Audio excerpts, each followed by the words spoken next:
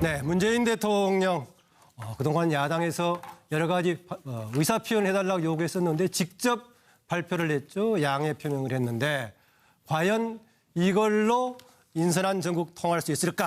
문재인 대통령이 국민과 야당에 당부했던 취지는 이게 질문입니다. 네, 문재인 대통령 오늘 수석비서관회의에서 직접 얘기를 하셨죠. 국민과 야당의 양해 바란다라고 했었는데 그게 원래 문재인 대통령이 공약에서 10대 공약 중에서 공정과 이 부분 세 번째 항목에서 병역 면탈, 부동산 투기 탈세, 위장 전입, 논문 표절 이 5대 비리 관련해 가지고 공직 배제에서 아직 원칙으로 삼았다라고 했었는데 그런데 지금 문재인 대통령 첫 번째 인사로 발표를 했던 총리 후보자 이낙연 총리 후보자로부터 해가지고 위장 전입 문제가 불거지기 시작했었고 또 그전에 얘기했던 강경화 외무장관 후보자 추가로 김상조 공정위 지금 위원장 후보자까지 같이 얘기가 되면서 지금 중요한 쟁점이 돼버렸습니다. 그런데 오늘 문재인 대통령 대수보 회의에서 했던 취지는 이런 내용들입니다. 국정공백 최소화하기 위해서 당선 첫날 총리를 지명했다. 그래서 이게 인수위를 가동시켰으면 구체적인 안들을 만들었을 것인데 그렇지 못한 가운데 지금 시작해가지고 논란이 되고 있다. 국민의 눈높이에 맞는 인사의 기본 틀을 빠른 시일 내에 마련하겠다. 그런데 이게 후보 때 얘기했던 5대 원칙, 5대 비리에 고위공직 배제하겠다는 원칙을 지금 잘못 적용한 거나 후퇴하는 것은 아니다. 인사 원칙은 훼손할 수 없을 것이다. 이렇게 이야기를 했는데 그러면서 야권과 국민의 양해를 바란다라고 했었는데 이런 취지 어떻게 받아들이시는지 판을 맨 먼저 올린 부부터 시작을 하죠. 네. 저는 이 5대 비리를 비롯한 중대 비리자들의 고위공직 임용 배제 원칙이 공정하고 정의로운 사회와 깨끗한 공직 문화를 위해서 대단히 중요하다고 생각합니다. 그리고 그것이 지나치게 이상적인 공약이었다고 생각하지 않습니다. 하지만 제가 공약한 것은 그야말로 원칙이고 실제 적용에 있어서는 구체적인 기준이 필요합니다. 5대 비리에 관한 구체적인 인사 기준을 마련한다는 것은 결코 공약을 지키지 못하게 됐다거나 또는 후퇴시키겠다는 뜻이 아닙니다. 공약을 지키기 위해서 당연히 밟아야 할 준비 과정입니다. 지금의 논란은 그런 준비 과정을 거칠 여유가 없었던 데서 비롯된 것이다는 점에 대해서 야당 의원들과 국민들께 양해를 당부드립니다. 그리고 구체적인 인사 기준을 마련하면서 공약의 기본 정신을 훼손하는 일은 결코 없을 것임을 다시 한번 약속을 드립니다. 이상입니다. 네, 문재인 대통령 오늘 그 수석 보좌관 회의에서 했던 내용을 직접 들어봤는데요. 한 분 한 분씩 얘기를 들어보겠는데 보니까 판례를 차지원 교수가 맨 먼저 준비를 했어요. 먼저 얘기하시죠. 그럴까요?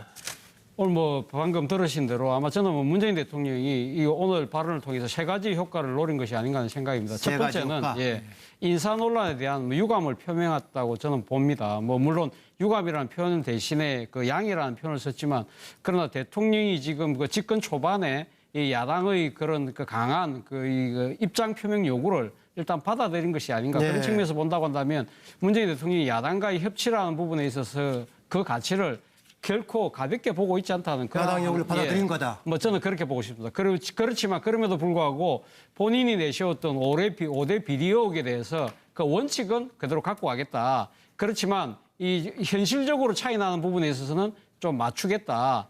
지금 현실적으로 조금 수정을 하겠다는 그런 의미를 보였기 때문에 과연 그런데 지금 문재인 대통령이 이야기했던 지금 현실적인 기준으로 맞추겠다는 부분에 있어서 국정기획자문위원회나 또는 그 청와대 인사수석실 그리고 또 민정수석실에서 그 이야기를 마련해달라고 한 부분은 저는 그 부분은 조금 문제가 있다는 생각이 듭니다. 사실 어떻게 보면 청문회 대상이 되고는 이 청와대나 이런 그 정부 쪽에서 이것을 만들 것이 아니라 저는 국회에서 이것을 기준을 만들어야 되는 것이 아닌가 하는 생각입니다. 네, 지금 국회 쪽에 대해서 오늘 정무수석이 마련해달라고 부탁을 했는데 여러 군데 지금 주문을 한 것 같습니다. 황정근 소장 옆에 선도 차고 있는 건 뭐예요? 네, 오늘 그 이제 앵커가 새로 오셨고요. 네. 그래서 분위기를 좀 쇄신하는 의미에서 오늘 발언이 좀 길거나 또 중언부언하는 분이 있으면 과감하게 저보고 이제 앵커를 대신해서 차단을 하라. 누가 지금 중언부언할 예상이 있어 보입니까? 저 빼고 다 그러지 않을 오케이. 겁니다. 예, 기양하신 김에 황 소장 판넬 보고 얘기해 예, 주시죠. 그리고 대통령이 지금 인수위가 없었고 갑작스레 치러진 대선에서 저렇게 말씀을 하시는 것은 잘했다고 봅니다. 왜냐하면 시간 부족이나 준비 부족에 대해서는 양해를 구했고요. 그러나 대통령께서 원칙을 훼손하지 않겠다라고 이야기한 부분은 잘한 부분이고요. 예. 위장 전입의 투기성 위장 전입은 나쁜 위장 전입이고 그리고 학교나 직장의 위장 전입은 착한 위장 전입이 아니지 않겠습니까? 법적으로는 그 구별되지 않고 똑같이 3년 이하 예. 1,000만 원 이하 벌금입니다. 그리고 이것이 사문화되었다라는데 지난 한 10여 년간 5천 명 이상이 처벌을 받았고요. 작년에도 한 200명 가까이 처벌을 받았어요. 아, 그러니까 후보자들 말고 일반 국민 중에 처벌받았다 이거죠? 예, 그렇어요. 그러니까 이 법이 사문화된 것은 아니다라는 겁니다. 그래서 애초에 대통령이 공약한 대로 지금 이 부분에 위배되는 부분에 대해서 낙마할 수 있다는 것도 저는 대통령께서 받아들일 준비가 되어 있다 이렇게 해석을 하고요. 네. 또 인사 추천한 것이 낙마했다고 정권의 자존심이라고 생각할 필요는 없고 그걸 누가 다 알겠습니까? 모르는 겁니다. 시간도 없었으니까 모르는 게 당연하다. 그런 의미에서 뭐 오늘 잘 정리를 했다 이래 봅니다. 정리를 잘하셨다. 혹시 중간에 낭만하더라도 이것을 가지고 정권의 자존심을 해석할 필요는 없다. 그럼요. 좋은 지적이네요. 예, 정기남 소장은요? 기본적으로 좀 뒤늦었지만 하여튼 원칙을 지키겠다. 후퇴하지 않겠다. 그러나 정면으로 사과할 생각은 없다. 저는 정면으로 사과할 생각은 없다. 이런 느낌을 받았습니다. 정면 돌파가 정면 사과는 아니었네요. 그렇습니다. 저는 예. 국민적 눈높이를 기준으로 돌파할 생각이다. 뭐 이런 걸 좀 읽을 수 있었는데요. 저는 그 문재인 대통령께서 취임하셨을 때 뭐 감동적인 취임사로 많은 언론에서 뭐 칭송도 있었습니다만 이를테면 잘못한 것이 있으면 잘못했다라고 얘기하는 대통령이 되겠다. 예. 대단히 좀 그 뭐랄까 멋있는 그 워딩이었었거든요. 저는 진정한 소통은 어떤 위기에 몰렸을 때 또 코너에 몰렸을 때 소통할 줄 아는 사람이 진정한 어떤 소통하는 의미의 어떤 지도자라고 생각을 합니다. 오늘 그걸 보여줬다고 보십니까? 그러나 저는 좀 국민적 눈높이가 좀 미흡하다. 조금은 그러나 미흡하다. 어쨌든 그 대통령이 이 문제를 어떤 초기 국정 운영에 중요한 어떤 인사 문제로 발목이 잡혀서는 안 된다라고 하는 국민 여론이 있기 때문에 예. 그런 여론을 등에 업고 정면 돌파를 시도한 것이 아닌가. 저는 좀 앞으로도요. 예. 대통령께서 그 어떤 이런 문제가 생기면 정말 좋은 인사를 직접 소개하는 것처럼 또 어떤 문제가 생기면 직접 나서서 국민들에게 이해를 구하고 하는 좀 뭔가 물죄인 아니야? 뭐 이런 비판이 설사 있더라도 물죄인요? 예를 들면 좀 진정한 어떤 소통하고 협치하는 모습을 보여줬으면 하는 그런 바람이 있습니다. 네. 그 노영희 변호사는 보니까 실질적 사과로 점점점 있는데 어떤 의견이신가요? 그러니까 이제 우스갯소리로 그런 얘기가 있습니다. 그 우리나라에서 고위공직자가 되려면 위장 전입은 필수다 뭐 이런 필수다. 얘기가 있거든요. 근데 물론 이제 그것이 올바른 말도 아니고 그래서도 안 되겠지만은 현실적으로 이제 제가 조금 그 관계자한테 물어보니까 현실적으로 위장 전입 안 한 사람을 찾기가 너무 어렵더라 이런 얘기를 하더라고요. 그러니까 결론적으로 이번 사건 같은 경우에는 이제 당연히 뭐 준비가 덜 된 상태에서의 그런 마음이 급하다 보니까 네. 좀 검증이 덜 된 상태에서 이런 식으로 처리했기 때문에 잘못되었다라고는 판단을 하는데 네. 그래서 그것에 대해서 문재인 대통령과 임종석 비서실장이 일단 얘기한 것은 우리는 실질적인 사과로 보아야 된다라는 게 저의 입장이고요.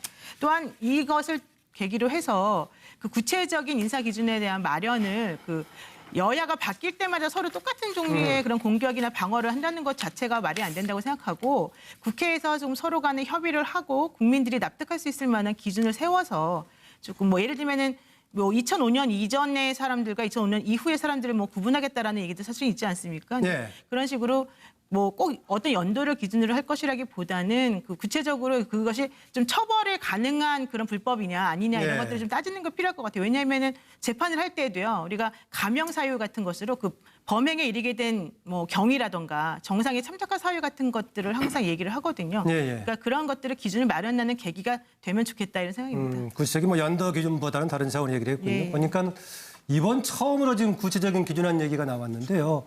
그동안의 이전 정부에서는 몇 관왕 지적이 있다든가 아니면 국민들의 눈높이에서 부적절하다고 보고 있다든가 이런 기준이었는데 어쨌든 간에 지금 구체적인 안에 관한 주문이 나왔던 것은 조금 다행인 것 같기도 한데 오늘 처음 나오신 것 같은데 우리 공희준 시사평론가 어떤 견해십니까? 그 줄이 회수를 건너면 탱자가 된다는 말이 있습니다. 그러나 그 이명박 정부나 박근혜 정부에서 위장 전입으로 낙마했으면은 문재인 정부에서도 위장 전입으로 낙마를 하는 게 맞습니다. 아하. 그리고 제가 방금 패널에 왜 저기 믿어주세요라는 말을 썼냐면은 그 문재인 대통령은 굉장히 원칙을 강조하시는 분입니다. 그리고 저는 원칙의 다른 말은 신뢰입니다. 믿음입니다. 그 공자님께서도 그런 말씀 하셨습니다. 나라에 병력이 없어도 나라를 버틸 수가 있고 나라에 재물이 없어도 나라를 버틸 수가 있는데 대신에 국민의 신뢰를 잃으면은 나라를 버틸 수가 없다고 했습니다. 예.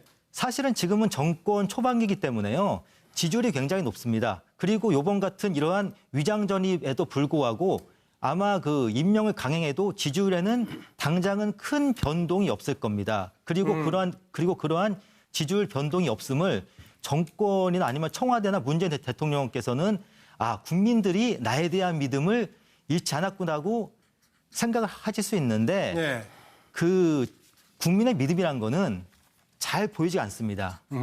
그러니까 가령 뭐 지금의 여론조사가 높다고 해도 그것은 다만 지금 정부가 예. 원칙을 잘 지킬 것이다. 동시에 국민들의 믿음에 부응할 것이라는 하나의 기대 반영이지 결과의 반영이 아닙니다. 예, 예. 저는 그렇기 때문에 그 줄은 회수를 건너도 탱자가 될 수 있지만은 예. 인사 기준의 원칙은 어느 정부, 어느 정권에 따라 가지고 달라져서는 안 된다고 봅니다. 네. 서동욱 변호사는요. 저는 오늘 그 문재인 대통령의 발언을 세 가지 의미로 봤는데요. 첫째는 이제 구체적 인사 기준을 마련한다. 이 말이 그 공약 실천 의지는 불변이다.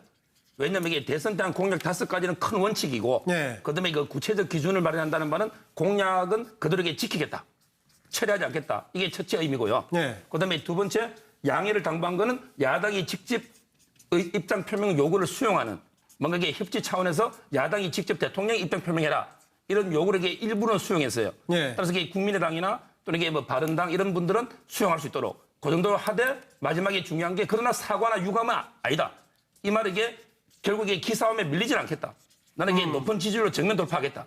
그러니까 사과나 유감은 아니지만 뭔가 입장 표명을 수용하는 절묘한 제가 보기에 그런 게 한수가 아닌가 이렇게 보입니다. 절묘하다고 평가를 하시군요. 그렇죠. 예. 왜냐하면 사과나 유감은 기싸움에 밀리거든요. 근데 그건 아니면서도 또 야당의 표명 요구는 수용하니까. 예. 그래서 국민의당과 바른정당은 돌렸잖아요. 그래서 절묘하다. 절묘한 한수다 봅니다. 정기남 소장은 조금은 미흡한 것 같다라고 얘기했던 것 같은데요.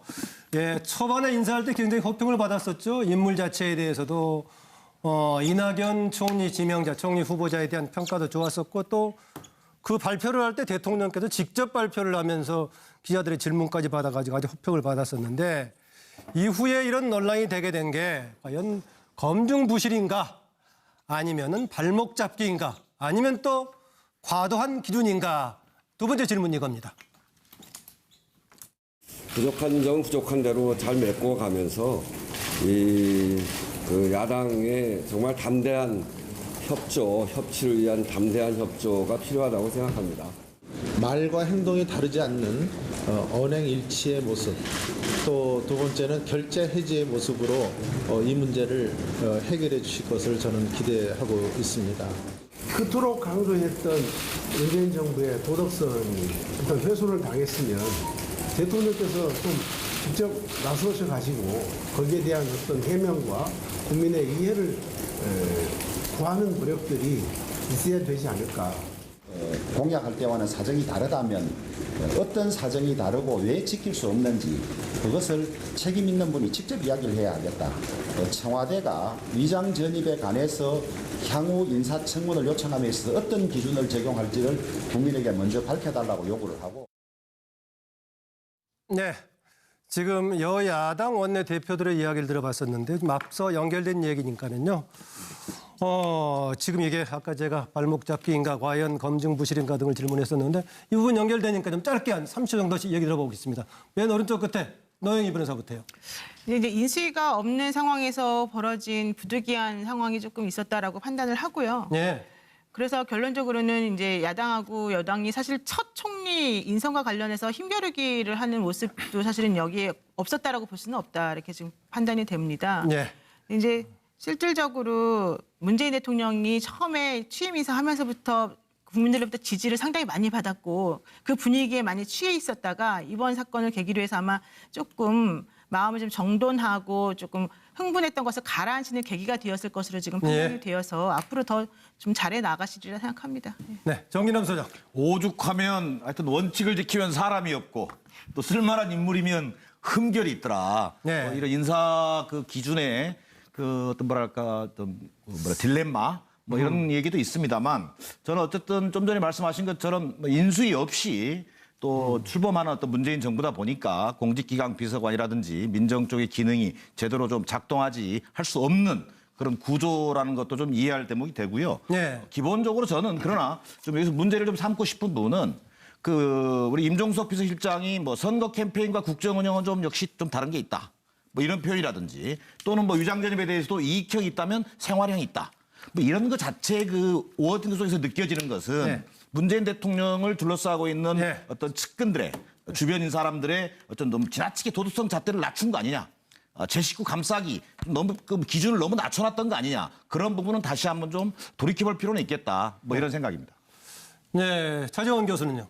예, 저는 뭐 개문 발차에 따른 뭐 이 불가피한 측면이 그러니까 청와대 입장에서는 있을 수밖에 없지 않은가 하는 생각입니다. 앞서도 뭐 여러분들이 말씀하셨지만 인수위가 없는 과정에서 이 지금 그 바로 당선되자마자 바로 취임할 수밖에 없는 그런 특수적 사정 때문에 그리고 오늘 또 뭐 문재인 대통령이 이야기했습니다만은 국정의 공백을 최소화시켜야 된다는 네. 그런 측면, 현실적인 그런 그 한계 때문에 아마 저는 뭐 이 불가피한 측면이 분명히 있었다. 그럼에도 불구하고 야당 입장에서는 발목 잡기라고 이렇게 폄하하기보다는 일종의 야당 본색을 발휘할 수밖에 없지 않았나 생각입니다. 뭐 지금 대선 공약을 내걸었던 부분을 지금 여길 수밖에 없는 그런 상황에 대해서 야당이 자시한다고 한다면 그 야당으로서의 또 그 입장이 아니겠죠. 그리고 또 무엇보다도 자유한국당을 비롯한 이런 야당 같은 경우는 과거 자신들이 여당일 때 그때 당시 야당은 어떻게 했느냐. 역지사지라는 측면에서도 또 강하게 지금 반발할 수밖에 없는 그런 상황인데 어쨌든 오늘 뭐 문재인 대통령께서 이 지금 유감의 입장을 표명했기 때문에 뭐 저는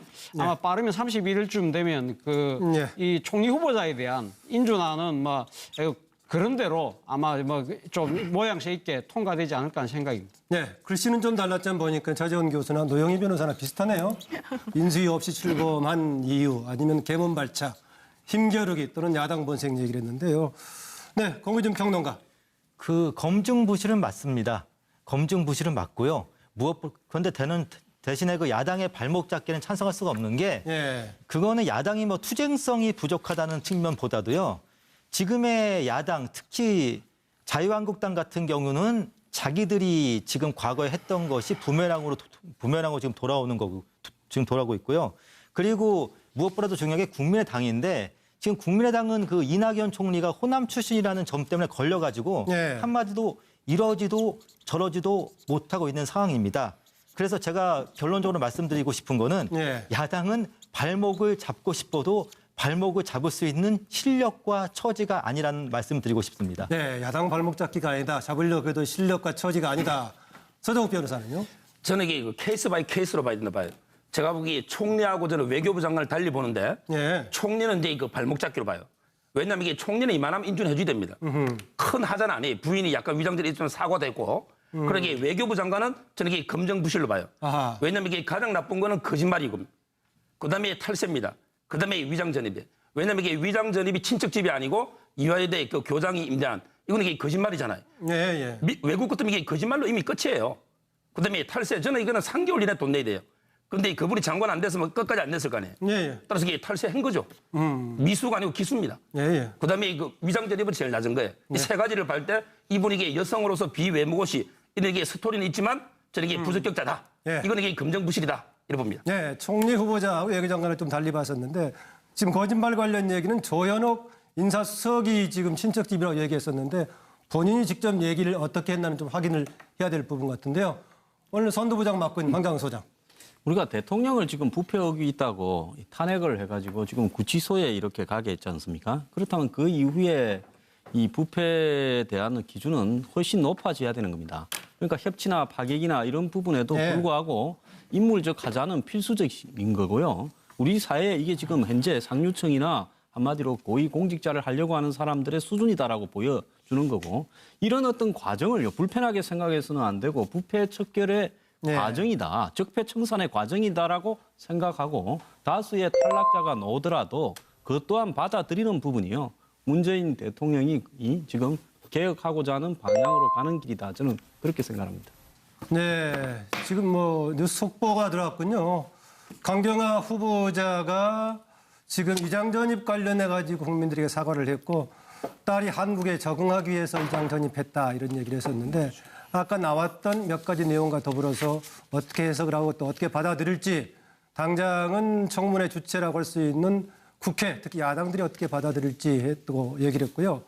예, 아까 거짓말 논란이 있었는데요. 조현옥 인사수석이 소개할 때는 이게 친척집에 임시 주소를 뒀다라고 얘기했었는데 그게 이후에 보니 친척집이 아니고 이화여고 당시 교장이 전세에 이름이 돼 있는 곳이었다 해가지고 오늘 거짓말 논란이 있었는데 오늘 보니까 그 지인 아는 분 했다라고 얘기해서 위장 전입 시 주소지 소유를 몰랐다 이렇게 표명을 했군요.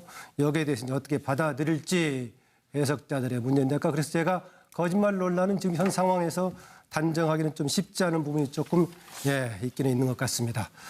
네, 문재인 대통령 그동안 야당에서 여러 가지 의사표현 해달라고 요구했었는데 직접 발표를 했죠. 양해 표명을 했는데 과연 이걸로 인선한 전국 통할 수 있을까? 문재인 대통령이 국민과 야당에 당부했던 취지는 이게 질문입니다. 네, 문재인 대통령 오늘 수석비서관회의에서 직접 얘기를 하셨죠. 국민과 야당의 양해 바란다라고 했었는데 그게 원래 문재인 대통령이 공약에서 10대 공약 중에서 공정과 이 부분 세 번째 항목에서 병역 면탈, 부동산 투기 탈세, 위장 전입, 논문 표절 이 5대 비리 관련해 가지고 공직 배제해서 아직 원칙으로 삼았다라고 했었는데 그런데 지금 문재인 대통령 첫 번째 인사로 발표를 했던 총리 후보자 이낙연 총리 후보자로부터 해가지고 위장 전입 문제가 불거지기 시작했었고 또 그전에 얘기했던 강경화 외무장관 후보자 추가로 김상조 공정위 지금 위원장 후보자까지 같이 얘기가 되면서 지금 중요한 쟁점이 돼버렸습니다. 그런데 오늘 문재인 대통령 대수보 회의에서 했던 취지는 이런 내용들입니다. 국정공백 최소화하기 위해서 당선 첫날 총리를 지명했다. 그래서 이게 인수위를 가동시켰으면 구체적인 안들을 만들었을 것인데 그렇지 못한 가운데 지금 시작해가지고 논란이 되고 있다. 국민의 눈높이에 맞는 인사의 기본 틀을 빠른 시일 내에 마련하겠다. 그런데 이게 후보 때 얘기했던 5대 원칙, 5대 비리에 고위공직 배제하겠다는 원칙을 지금 잘못 적용한 거나 후퇴하는 것은 아니다. 인사 원칙은 훼손할 수 없을 것이다. 이렇게 이야기를 했는데 그러면서 야권과 국민의 양해를 바란다라고 했었는데 이런 취지 어떻게 받아들이시는지 판을 맨 먼저 올린 부부터 시작을 하죠. 네. 저는 이 5대 비리를 비롯한 중대 비리자들의 고위공직 임용 배제 원칙이 공정하고 정의로운 사회와 깨끗한 공직 문화를 위해서 대단히 중요하다고 생각합니다. 그리고 그것이 지나치게 이상적인 공약이었다고 생각하지 않습니다. 하지만 제가 공약한 것은 그야말로 원칙이고 실제 적용에 있어서는 구체적인 기준이 필요합니다. 누가 지금 중원부원할 예상이 있어 보입니까? 저 빼고 다 그러지 않을 겁니다. 기양하신 김에 황 소장 판넬 보고 얘기해 주시죠. 그리고 대통령이 지금 인수위가 없었고 갑작스레 치러진 대선에서 저렇게 말씀을 하시는 것은 잘했다고 봅니다. 왜냐하면 시간 부족이나 준비 부족에 대해서는 양해를 구했고요. 그러나 대통령께서 원칙을 훼손하지 않겠다라고 이야기한 부분은 잘한 부분이고요. 네. 위장 전입의 투기성 위장 전입은 나쁜 위장 전입이고 그리고 학교나 직장의 위장 전입은 착한 위장 전입이 아니지 않겠습니까? 법적으로는 그 구별되지 않고 똑같이 3년 이하 1,000만 원 이하 벌금입니다. 그리고 이것이 사문화되었다라는데 지난 한 10여 년간 5천 명 이상이 처벌을 받았고요. 작년에도 한 200명 가까이 처벌을 받았어요. 아, 그러니까 후보자들 말고 일반 국민 중에 처벌받았다 이거죠? 예, 그렇죠. 네. 그러니까 이 법이 사문화된 것은 아니다라는 겁니다. 그래서 애초에 대통령이 공약한 대로 지금 이 부분에 위배되는 부분에 대해서 낙마할 수 있다는 것도 저는 대통령께서 받아들일 준비가 되어 있다 이렇게 해석을 하고요. 네. 또 인사 추천한 것이 낙마했다고 정권의 자존심이라고 생각할 필요는 없고 그걸 누가 다 알겠습니까? 모르는 겁니다. 시간도 없었으니까 모르는 게 당연하다. 그런 의미에서 뭐 오늘 잘 정리를 했다 이래 봅니다. 정리를 잘하셨다. 혹시 중간에 낭만다 하더라도 5대 비리에 관한 구체적인 인사 기준을 마련한다는 것은 결코 공약을 지키지 못하게 됐다거나 또는 후퇴시키겠다는 뜻이 아닙니다. 공약을 지키기 위해서 당연히 밟아야 할 준비 과정입니다. 지금의 논란은 그런 준비 과정을 거칠 여유가 없었던 데서 비롯된 것이다는 점에 대해서 야당 의원들과 국민들께 양해를 당부드립니다. 그리고 구체적인 인사 기준을 마련하면서 공약의 기본 정신을 훼손하는 일은 결코 없을 것임을 다시 한번 약속을 드립니다. 이상입니다. 네, 문재인 대통령 오늘 그 수석 보좌관 회의에서 했던 내용을 직접 들어봤는데요. 한 분 한 분씩 얘기를 들어보겠는데 보니까 판례를 차지원 교수가 맨 먼저 준비를 했어요. 먼저 얘기하시죠. 그럴까요? 오늘 뭐 방금 들으신 대로 아마 저는 뭐 문재인 대통령이 이 오늘 발언을 통해서 세 가지 효과를 노린 것이 아닌가 하는 생각입니다. 첫 번째는 인사 논란에 대한 뭐 유감을 표명했다고 저는 봅니다. 뭐 물론 유감이라는 표현 대신에 그 양해라는 표현을 썼지만 그러나 대통령이 지금 그 집권 초반에 이 야당의 그런 그 강한 그 입장 표명 요구를 일단 받아들인 것이 아닌가 그런 측면에서 본다고 한다면 문재인 대통령이 야당과의 협치라는 부분에 있어서 그 가치를 결코 가볍게 보고 있지 않다는 그런 야당 요구를 받아들인 거다. 뭐 저는 그렇게 보고 싶습니다. 그렇지만 그럼에도 불구하고 본인이 내세웠던 5대 비리 의혹에 대해서 그 원칙은 그대로 갖고 가겠다. 그렇지만 이 현실적으로 차이 나는 부분에 있어서는 좀 맞추겠다. 지금 현실적으로 조금 수정을 하겠다는 그런 의미를 보였기 때문에 과연 그런데 지금 문재인 대통령이 이야기했던 지금 현실적인 기준으로 맞추겠다는 부분에 있어서 국정기획자문위원회나 또는 그 청와대 인사수석실 또 그리고 또 민정수석실에서 그 이야기를 마련해달라고 한 부분은 저는 그 부분은 조금 문제가 있다는 생각이 듭니다. 사실 어떻게 보면 청문회 대상이 되고는 이 청와대나 이런 그 정부 쪽에서 이것을 만들 것이 아니라 저는 국회에서 이것을 기준을 만들어야 되는 것이 아닌가 하는 생각입니다. 네, 지금 국회 쪽에 대해서 오늘 정무수석이 마련해달라고 부탁을 했는데 여러 군데 지금 주문을 한 것 같습니다. 황정근 소장 옆에 선도 차고 있는 건 뭐예요? 네, 오늘 그 이제 앵커가 새로 오셨고요. 네. 그래서 분위기를 좀 쇄신하는 의미에서 오늘 발언이 좀 길거나 또 중언부언하는 분이 있으면 과감하게 저보고 이제 앵커를 대신해서 차단을 하라.